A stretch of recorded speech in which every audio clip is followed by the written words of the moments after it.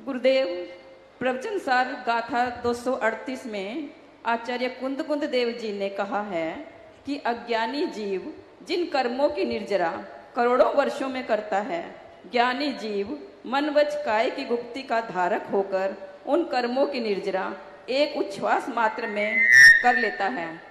तो जिज्ञासा यह है गुरुदेव, क्या ऐसे ज्ञानी पंचम काल में होते हैं? उसी में आपको लिखा हुआ मिला है कि 3 गुप्ती पूर्वक जो ज्ञानी हैं। हाँ जी।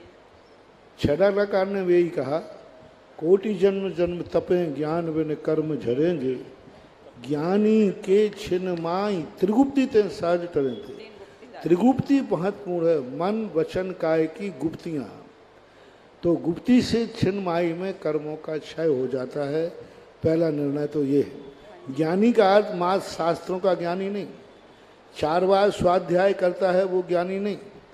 ज्ञानी का अर्थ है कि जो शब्दों में चारों अनियोग का पढ़ने वाला है वो ज्ञानी नहीं। ज्ञानी का अर्थ है नहीं कि वो शुद्ध केवली है, पूरे द्वादशांग का ज्ञाता है, पूरे संपूर्ण द्वादश, तो भी ज्ञानी नहीं। ज्ञानी कौन? जो त्रिगुप्ती में ढला हुआ है, चाहे भली उसको अष्ट प्रवचन मातृका का ज्ञान है, कुछ भी उसको ज्ञान नहीं है, लेकिन मन वचन काय की गुप्ती की है। गुप्ती में ढला हुए जीव को ज्ञानी कहा गया। ये शर्त विद्वान लोग भूल जाते हैं और कहते हैं ज्ञानी, यानी अपने को वो ज्ञानी मान लेते कि हमने शास्त्रों का ज्ञान है, त्रिगुप्ती छोड़ देते हैं और वहाँ त्रिगुप्ती ही हमारा ज्ञानी का विशेषण है। दूसरी बात, अब गुप्ती 2 प्रकार की होती है, एक सराग गुप्ती और एक वीतराग गुप्ती। पूज्यवर ब्रह्मदेव सूरी 6 ढाला का 6 द्रव्य संग्रह की टीका के अंदर लिखते हैं।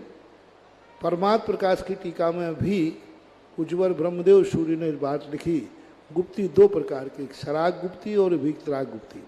सराग गुप्ती की उन्होंने परिभाषा बनाई कि सावध निवृत्ति, जो अशुभ क्रियाओं से, अशुभ परिणामों से, अशुभ वचनों से जो निवृत्त हो गया है, असुहाद विनिवृत्ति शुभे पवित्रम जान चारित्रम, जो अशुभ मन वचन काय की क्रियाओं से रहित हो गया है, वह भी गुप्ती है। और एक गुप्ती वो कही है जो संपूर्ण पापों से और कसायों से रहित हो जाता है, वो गुप्ती कहलाती है। वो 10वें गुण स्थान से ऊपर प्राप्त होती है। तीसरी गुप्ती उन्होंने कही कि मन वचन काय तीनों का निरोध हो जाता है, वही गुप्ती कहलाती है, जो 14वें गुण स्थान में जाके होती है। 14वें गुण स्थान में जाकर के जो गुप्ती होती है। अब इनमें 3 गुप्तियों में से कौन सी गुप्ती में लगाएं इसको? तो आगे एक क्षणमाई शब्द दिया है, एक क्षण में वो कर्मों का क्षय कर लेता है, एक उच्छ्वास में। हाँ, एक उच्छ्वास में जब क्षणों का क्षय होता है तो वो 14वें गुण स्थान वर्ती ही घटित होते हैं। यहाँ उच्छ्वास शब्द दिया है, 6 ढालाकार ने क्षण दिया है। तो एक उच्छ्वास मात्र जो काल दिया है, यह त्रिगुप्ती जो है 14वें गुण स्थान में घटित होती है।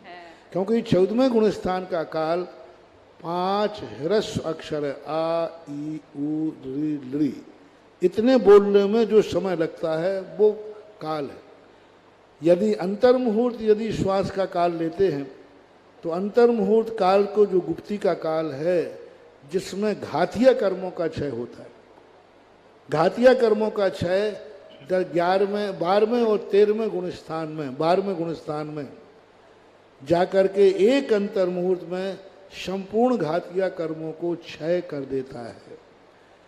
सामान्य जो सराग गुप्ती की बात कही थी, वो एक क्षण मात्र में, जब कोई मुनि दीक्षा लेता है, एक क्षण पहले वो असंयमी है, एक क्षण पहले वो सामान्य परिग्रही है, और एक क्षण में जैसे ही सारे पापों का त्याग करके, वस्त्रों का त्याग करके और अपने अंतर चेतना की तरफ जाता है, उस समय संसार के अशुभ कर्मों की निवृत्ति हो जाती। यहाँ पर जो प्रसंग आया है, इस 7वें गुण स्थान से ऊपर का प्रसंग है। और 7वें गुण स्थान को यदि लेते हैं तो 7वें गुण स्थान से पूज्यवर जयसेन स्वामी महाराज ने शुद्ध उपयोग कहो, गुप्ती कहो, निश्चय सम्यक दर्शन चारित कहो।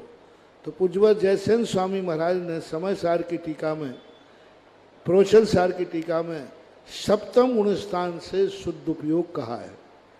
तो सप्तम गुण स्थान से शुद्ध उपयोग और गुप्ती का लक्षण मानते हो तो आज भी पंचम काल में भी मुनि महाराज लोग अप्रमत्त गुण स्थान में जाकर के क्षण भर में कर्मों की निर्जरा करते हैं, ऐसा मानना चाहिए।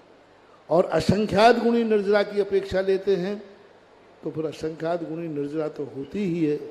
इस प्रकार आचार्यों की विवक्षा को लेकर जघन्य रूप से आज भी शुद्ध उपयोग की दशा बनती है।